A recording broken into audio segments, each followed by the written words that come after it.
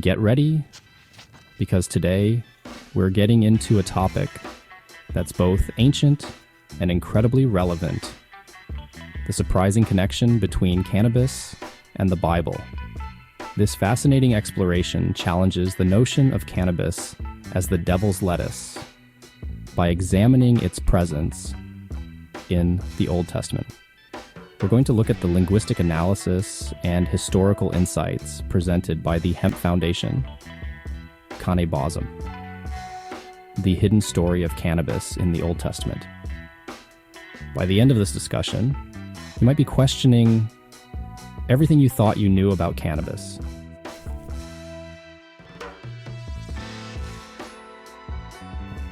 One of the most compelling points is the mention of Kaneh-Bosem in the Hebrew Bible, often mistranslated as calamus in later versions.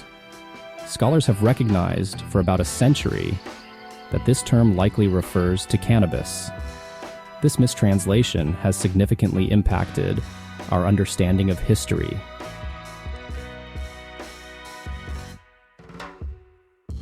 Kaneh-Bosem appears in the context of holy anointing oil and incense, which were essential in ancient Israelite religious practices. The recipe for this holy anointing oil in Exodus calls for 9 pounds of Kaneh-Bosem, suggesting its high value and intentional use for its effects. Anointing someone with this mixture likely meant it was absorbed through the skin, similar to how cannabis-infused oils are used today for massage and aromatherapy. This parallel suggests that the ancient Israelites understood the therapeutic and potentially psychoactive properties of cannabis and incorporated them into their spiritual practices.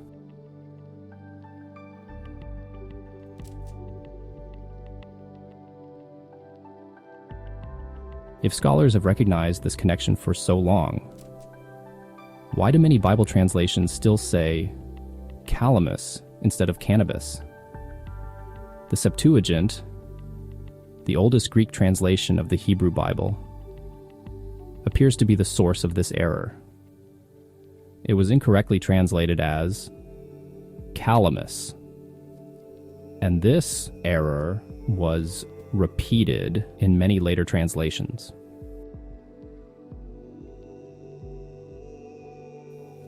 This shows how one mistranslation can have a ripple effect across centuries.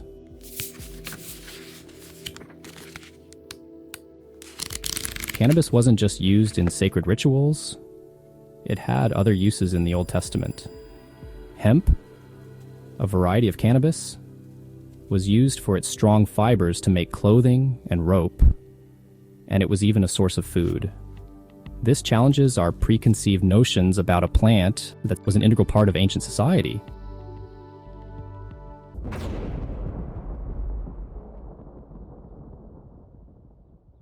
Now let's talk about one of the most iconic figures in the Bible, Moses. The story of Moses takes on a new dimension when we consider the potential use of cannabis in the tabernacle and during priestly ordinations. The holy oil, potentially infused with cannabis, was not only applied to the body, but also burned as incense. The smoke would have filled the tent of meeting, the very space where Moses communed with God. And the oils would have been absorbed through skin, providing therapeutic and mystical effects that could be described as communicating with a higher power.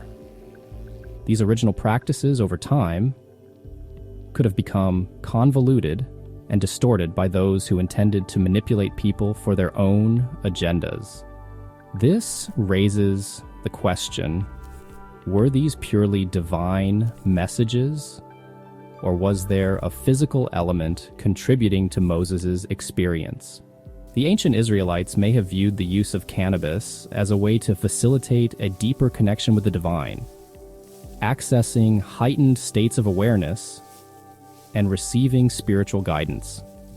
This perspective helps us understand that what might seem strange or taboo today could have been completely accepted and revered in ancient times.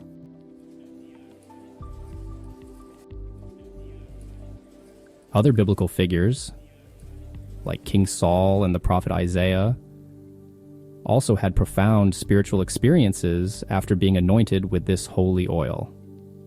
The use of smoke and fire in rituals is a recurring theme across many cultures, symbolizing transformation and purification. This reminds us of Hindu sadhus who use chillums, small clay pipes, to smoke cannabis as part of their spiritual practices. The idea of using cannabis as a tool for spiritual exploration isn't unique to the ancient Israelites. It seems to be a recurring theme across cultures and throughout history, speaking to a universal human desire to connect with something larger than ourselves.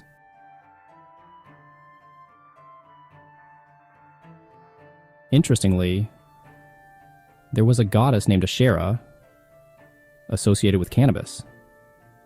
King Solomon, known for his wisdom, might have been involved in rituals dedicated to her. This raises questions about the historical evolution of religious beliefs. Solomon, known for establishing centralized worship in Jerusalem, might have participated in practices later deemed heretical as monotheism took hold. This reminds us that history is rarely black and white. It's a complex tapestry woven from diverse beliefs, practices, and cultural influences. So how did this plant, seemingly integrated into ancient life, become so demonized?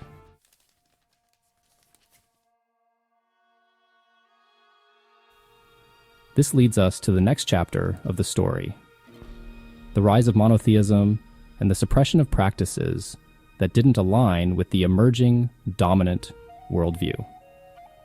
The rise of monotheism played a significant role in changing the religious landscape, where certain practices, including those involving cannabis, no longer fit the dominant narrative.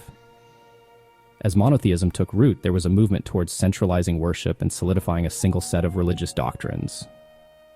This led to the suppression of other deities and practices that were seen as incompatible with this new worldview. Asherah, the goddess, became a casualty of this religious shift. Her cult, once widespread in the region, was gradually marginalized and eventually suppressed as the worship of Yahweh, the God of Israel, became the main focus. Religious beliefs can change dramatically over time, impacting our relationship with the natural world. The suppression of Asherah's cult wasn't just about religious doctrine, it had socio-political implications too.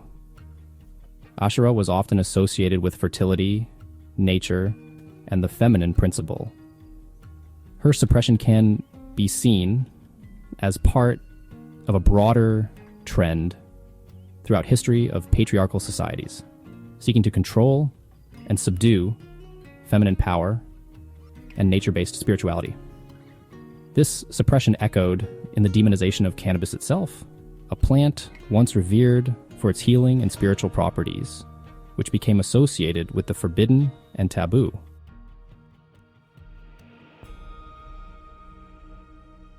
Ezra, the priest and scribe who played a key role in compiling and editing the Hebrew Bible, claimed to have received divine inspiration after drinking from a cup of fire.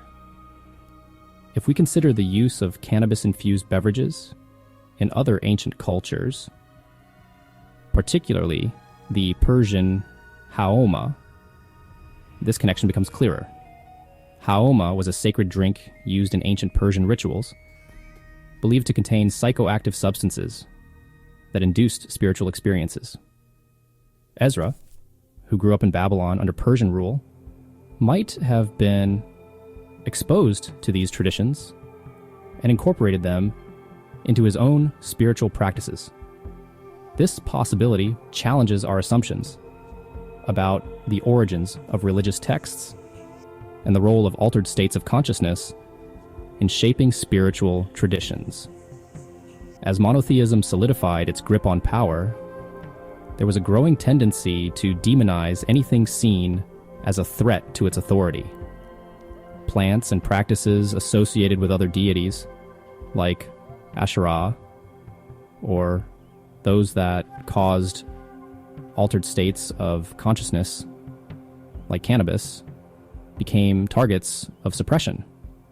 Those in power often try to control access to knowledge and spiritual experiences, deeming anything outside their control as dangerous or heretical. The suppression of cannabis can be seen as part of a larger effort to consolidate religious and political power, marginalizing alternative paths and limiting access to knowledge that could empower individuals.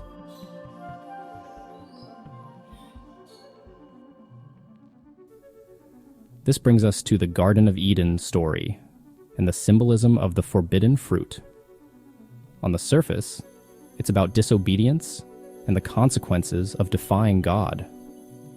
However, some scholars suggest the forbidden fruit, often depicted as an apple, could represent something more profound, like the knowledge and power associated with forbidden practices or substances, such as cannabis.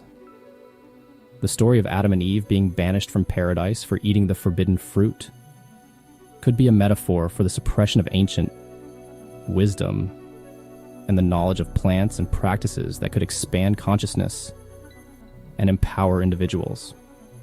The story of cannabis, its journey from a sacred plant to a forbidden substance, reflects a larger story of separation and suppression. It's a reminder of the power dynamics at play and how knowledge and access to certain experiences can be controlled and manipulated to serve certain agendas.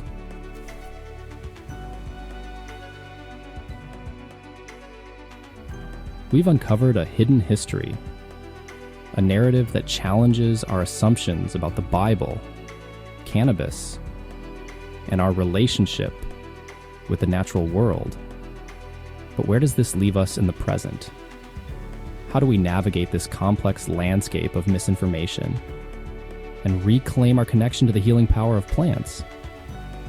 It starts with education, critical thinking, questioning the narratives we've been given, and being open to new perspectives.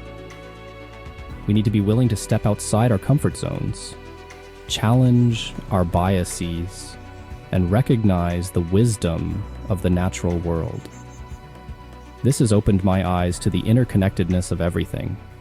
Our beliefs, our relationship with nature, and our understanding of history are all connected. We are not separate from nature. We are part of it. We evolved alongside these plants, which hold so much knowledge and healing potential that we're only beginning to understand.